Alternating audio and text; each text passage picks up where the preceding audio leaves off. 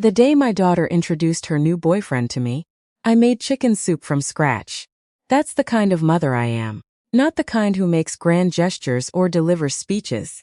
The kind who shows love through a pot on the stove and a table set before anyone arrives.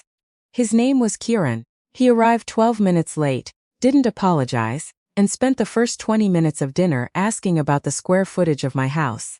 I smiled. I ladled his soup, and I started paying very close attention. But I'm getting ahead of myself. You need to understand who I was before any of this, because who you are before the storm is what determines whether you survive it. My name is Lorraine. I am 58 years old. I live in a house in Oakville, Ontario that my late husband Clifford and I bought in 1998 for what seemed like an impossible amount of money at the time and now seems, according to everyone around me, like a lottery win.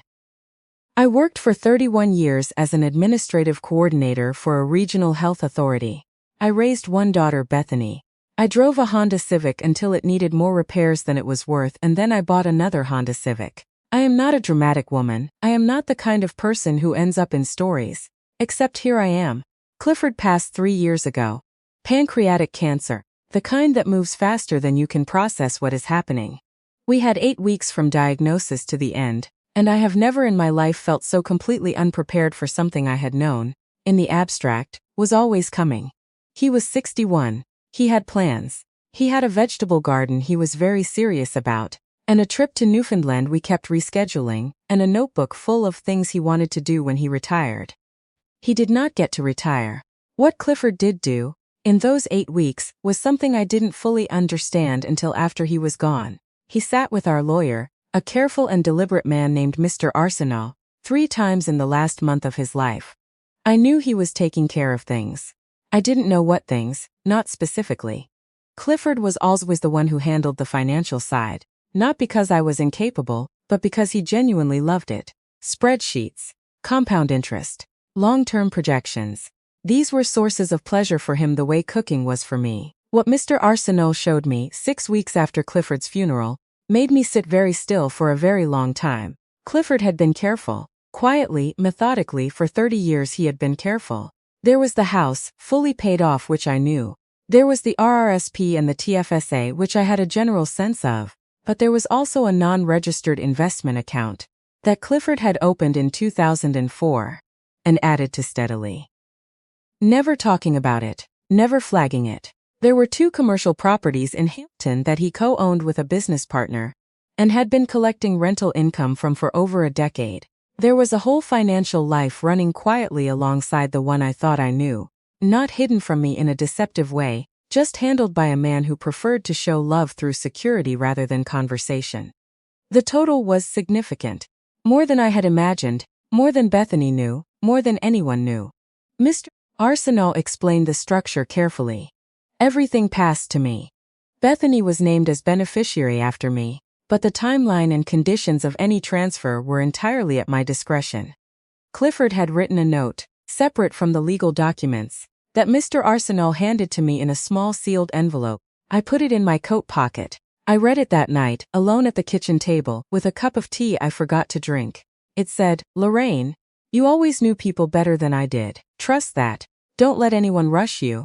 What I built was for us and then for Bethany, but only when you're certain it's safe. You'll know what I mean when the time comes." I folded it. I put it back in the envelope. I placed the envelope in the small cedar box in my bedroom where I keep the things that matter. And I went to bed and I did not sleep. I did know what he meant. Not yet, not fully, but I would. Kieran Foss came into our lives the following spring. Bethany was 32. She had been on her own since university, living in a condo in Burlington, working in marketing for a software company. We spoke 2 or 3 times a week. She came for dinner most Sundays. We were close in the way that 2 private people who love each other are close. Not effusive, not in each other's pockets, but consistently there. She mentioned Kieran casually, first. Someone she'd been seeing. Then a little less casually. Then she asked if she could bring him to Sunday dinner. And something in the way she asked, a kind of brightness that was also a kind of nervousness, told me this one was different. He was tall, well-dressed in that studied way where nothing looks like it was chosen but everything clearly was. He shook my hand firmly and said it was great to meet me and immediately complimented the house. Not the warmth of it, not the smell of the soup, the house itself, the ceilings, the lot size. Whether the basement was finished. Bethany glowed beside him. She watched him the way you watch someone you're hoping will perform well, and feel relieved when they do.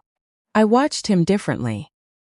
The questions about the house continued through the meal, woven into conversation so smoothly that I might have mistaken them for genuine interest if I hadn't been paying attention. How long had I lived here? Had I ever thought about moving somewhere more manageable now that it was just me? Did I have family nearby, or was it mostly just Bethany? Was the property still in my name alone, or had I done any estate planning? He said it like small talk. He said it like someone making conversation.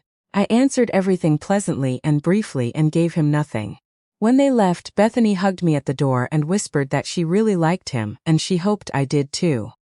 I said, "He seems very interested in the neighborhood." She laughed, thought I was being funny, and got in his car. I stood at the window for a while after they pulled away. That particular stillness you get when you know something is wrong, but don't yet have the words for it. It escalated in increments. That's the part that's so difficult to explain to people who haven't experienced it. There is never a single dramatic moment. There is a sequence of small moments, each one dismissible, each one just barely within the range of normal. And by the time the pattern becomes undeniable, you've already absorbed so much of it that you almost question your own perception. Bethany's Sunday calls started getting shorter, then less frequent. Then she missed 2 in a row, and when I texted to check in, she responded with a quick "sorry, busy, chat soon," and I didn't hear from her for another week. When she did call, certain phrases had entered her vocabulary that hadn't been there before. Kieran thinks. Kieran feels like. Kieran mentioned. At first it was normal. You fall in love. Your world reorganizes. I remembered that feeling from my own early years with Clifford. You want to share your person with everything. That's love. That's fine. But then the sentences changed. Kieran thinks you call too much. Kieran feels like you have a hard time letting me be an adult. Kieran mentioned that maybe you hold on a little tight since Dad died. I sat with those sentences. I turned them over. I tried to see them as genuine feedback rather than as something being planted in my daughter's mouth. I gave him every possible benefit of the doubt. Then one Sunday in November, Bethany came to dinner alone and told me that she and Kieran were getting serious, and they'd been talking about their future together, and there were some things she wanted to discuss. She pulled out her phone and read from what I later understood was a list Kieran had helped her make. It included the observation that my house was too large for one person, that they had been looking at properties, and the market was very challenging, and that given the family connection and my situation, it might make sense for all of us if they moved in and I took a smaller place. A condo, perhaps. Something more manageable. I looked at my daughter. She looked at her phone. I asked her one question. "Bethany, is this coming from you? Is this what you want?" She glanced up, and in that half-second I saw something flicker. Something that looked like uncertainty. Like she had rehearsed this conversation and my question had landed outside the script. Then she looked back at the phone and said that she and Kieran were a unit, and they made decisions together. She had not answered my question. That was enough. I told her I needed some time to think. I offered her more coffee. I walked her to the door. I hugged her and I told her I loved her because I did, completely, without condition, in the way that does not require the other person to deserve it in that particular moment. When the door closed, I went to the kitchen, sat down, and called Mr. Arsenault. What I did over the following months I did carefully, legally, and with documentation at every step. I want to be clear about that. I am not a vindictive person. What I am is a woman who grew up in a family that didn't have much, and watched my husband spend 3 decades building something real, and I was not going to allow it to dissolve quietly, while someone mistook my manners for weakness. Mr. Arsenault connected me with a financial investigator, a woman named Ms. Tremblay, based in Toronto, methodical and unhurried and impossible to rattle. He also helped me understand what I could legally access and verify on my own. What emerged over the next several weeks was a picture I had already half seen in my gut. Kieran Foss had a history. He had been engaged before, to a woman in her 50s in Mississauga. That relationship had ended badly. There had been a civil dispute involving money she had lent him. A significant amount, borrowed against his claim that it was a short-term business investment. The case had been settled quietly, and Kieran had moved on. There was more. Bethany had opened a joint bank account with Kieran 3 months before she came to my house with that list. Not a shared account between a couple for joint expenses, but an account with Kieran as the primary account holder. She had transferred money into it on 3 occasions. The amounts were not ruinous on their own, but the pattern was clear. There was also a conversation I had with Bethany. One I told her I was recording for my own personal notes, in which she repeated several things Kieran had told her about my house, about the estate, about what I apparently owed her as my only child. The things she said were not just emotionally painful, several of them were factually untrue in ways that had legal implications. Ms. Tremblay also uncovered something else. Kieran had been incorporated, briefly, under a numbered company in Ontario. That company had been dissolved after an investigation by the Canada Revenue Agency that had not resulted in charges, but had resulted in a quiet closure, and Kieran's departure from that particular business arrangement. By the time February arrived, I had a file folder, a USB drive with documents organized by date, and a conversation with Mr. Arsenault that ended with him saying, "Lorraine, you have been thorough. You are protected. Whatever happens next, you are on solid ground." Whatever happened next was Bethany's engagement. I found out through Instagram a photo, her hand extended toward the camera, a ring. A caption that read, "He asked, I said yes, and our life begins." I was not tagged, I was not mentioned. She had called Kieran's mother to tell her before she posted. I sat with that for a long time. I sent a text that said, "Congratulations, sweetheart, I love you." She responded with a heart emoji. That was the last direct conversation we had before the wedding. Over the next 4 months, I was not included in any planning. I didn't know the venue. I didn't know the date until Bethany mentioned it, once, in a brief phone call during which Kieran could be heard in the background. She said they were having a small ceremony, immediate family only, and that she would send details. Details never came. I called 3 days before the date I'd been given. No answer. I sent a message asking for the address. 2 ticks. No response. On the morning of the wedding, I made a decision. I drove to the address I had found through a family friend who knew someone who had received an invitation. It was a small heritage venue in Hamilton. Stone walls and garden lights and a parking lot full of cars. I arrived 40 minutes early. I wore the gray dress I'd bought for Clifford's retirement party, the one he'd never gotten to see me wear. I had not been invited. I knew I had not been invited. I went anyway, because I am her mother. Because I had not been told directly, to my face, that I was not wanted, and because I needed to look my daughter in the eyes before I let her walk into whatever this was. I didn't make it to the door. Kieran met me in the parking lot. He wasn't surprised to see me. He had clearly been watching for me. He walked toward me with his jacket already buttoned, hands in his pockets, the posture of someone who had prepared this moment. He said very quietly, so that the guests arriving behind him wouldn't hear, "You weren't on the guest list, Lorraine. Today's not the day." I looked at him. I thought of the joint account. I thought of the dissolved corporation. I thought of the woman in Mississauga. I thought of my daughter's face when I asked her if this was coming from her, and that flicker, that half-second of uncertainty. Before she looked back at the script, I said, "I know, tell Bethany I was here, and tell her to check her email sometime in the next hour." Then I turned around, walked back to my Honda Civic and drove away. Because what Kieran didn't know, what Bethany didn't know, what no one in that parking lot knew, was that I had spent 4 months building something none of them had seen coming. And the truth doesn't need to arrive loudly. Sometimes it arrives as an email on a Saturday morning when the processional music is about to start. I had sent it at 10:47 that morning, through Mr. Arsenault's office, to Bethany's personal email address. It was a PDF. It contained 3 things. A complete summary of Clifford's estate, which Bethany had never been shown in full, including the properties in Hamilton and the investment account. A legal letter explaining that under the terms of Clifford's estate plan, no transfer of assets would occur given the documented evidence of undue influence, financial coercion, and misrepresentation. All of it cited, all of it sourced, and a summary of Ms. Tremblay's findings, including the civil dispute in Mississauga, the CRA investigation, the joint account, and the dates of every transfer Bethany had made into it. At the bottom, 1 line. If you would like to discuss this, I will be home this evening. I know what happened at that venue because Bethany called me at 1:15 in the afternoon. She didn't say hello. She said my name twice. Then she was quiet for a moment and she said, "Who is he?" It was not a question. It was a sentence she was saying out loud because she needed to hear herself say it. She told me later what happened inside. She had read the email during what was supposed to be the quiet moment before the ceremony.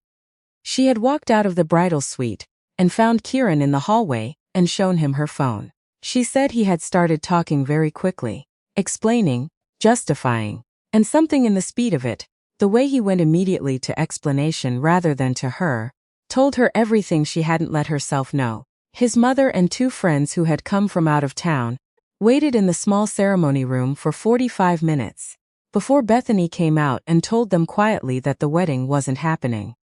Kieran left the venue before she finished speaking. She drove to my house that afternoon. She still had her wedding dress on, because she hadn't wanted to spend another minute in that venue, and she hadn't thought to bring other clothes. And the whole image of her standing at my front door in that dress is one I will carry for the rest of my life. Not with sadness exactly.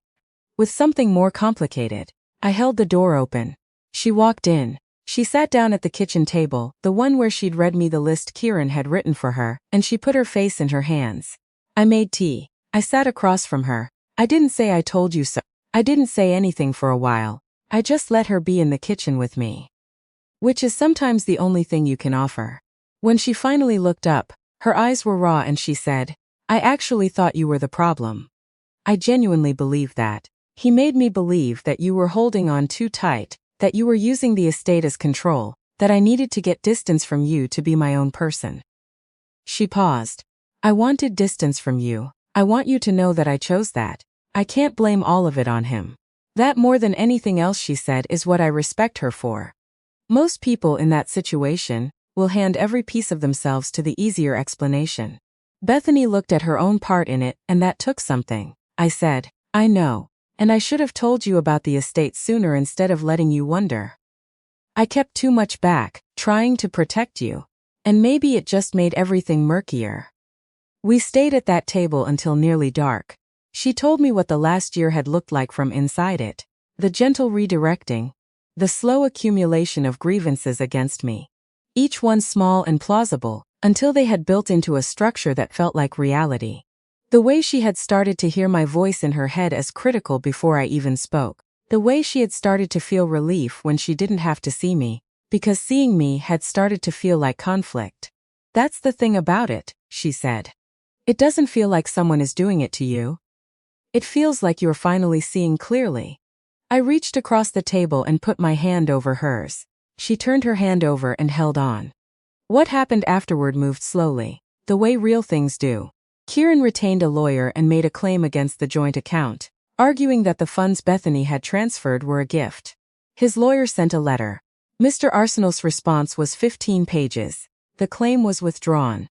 There was also the matter of money Bethany had lent him directly, separate from the joint account, which she hadn't told me about because she'd been ashamed. It was recovered partially, through a formal demand letter and a subsequent agreement Kieran signed, rather than face the documentation Ms. Tremblay had compiled. He moved out of the province shortly after. Bethany spent several months working through what had happened with a counselor. Not because I suggested it, she chose it herself. She said it helped her understand not just Kieran, but some patterns in herself that had made her susceptible. That kind of honesty about yourself is not easy. I watched her do it, and I was more proud of her than I have ever been. We rebuilt slowly, not dramatically. There were awkward dinners and conversations that didn't quite land, and a period where we were both being careful in ways that made the ease we used to have feel very far away. But careful is not bad. Careful is what you do when something matters to you. She came back for Sunday dinners. Not every week, but regularly. She started calling again. The real calls. The ones where you talk about nothing in particular. And don't have to be anything. Just the two people you've always been to each other. One evening in the spring, she arrived for dinner early and found me in Clifford's study, going through some papers. She stood in the doorway and looked around at his things. His books, his certificates, The small framed photo of the two of us at Lake Louise from 2009, where my hair was doing something unfortunate and we are both laughing. She said, "Tell me about the estate. All of it. I want to understand what Dad actually built." So I did. We sat in that study for 3 hours and I walked her through every piece of it, the properties, the accounts, the structure, the conditions. She asked good questions. She took notes on her phone. She said very little until I finished, and then she said, "He really thought this through." I said, "He really loved us." She was quiet for a moment. Then she said, "Can I ask you something about the letter, the one he left you? Did he actually say anything about me in it?" I got up and went to the cedar box. I brought the envelope back and handed it to her. She read it slowly. When she finished, she looked up and her eyes were bright and she said quietly, "He knew. He knew something like this might happen. He knew me." I said. "He trusted that I would see what needed to be seen." She handed the letter back. I put it in the envelope. I put the envelope back in the box, and I went to start dinner. And she followed me to the kitchen and stood at the counter and talked to me while I cooked, the way she used to when she was a teenager, and didn't know how to ask for the things she needed, and would just hang around the kitchen until proximity became its own kind of conversation. There are things I would do differently if I could. I would have talked to her earlier about the estate. Instead of treating the information as something to be protected rather than shared, I would have said directly, the first time Kieran asked about the square footage of my house, at a dinner table, where the soup was still warm, that his interest in my property made me uncomfortable. I spent too much of that year keeping my discomfort quiet, because I didn't want to be the difficult one, and in choosing not to be difficult, I made space for things I should have closed off. But here is what I know, on the other side of it. There is a particular type of person who looks at a woman who is measured and private and steady, and sees someone who can be managed, who sees the quietness as absence, who assumes that because you don't perform your strength, you must not have any. Kieran made that mistake. He looked at a 58-year-old widow in an Oakville house and saw a situation to be handled. He saw the soup on the stove and the gray dress and the polite answers, and he saw an easy mark. He saw the wrong thing entirely. I am not telling you this story because I want you to think I am someone who always knows what to do. I made mistakes. I was slower than I should have been.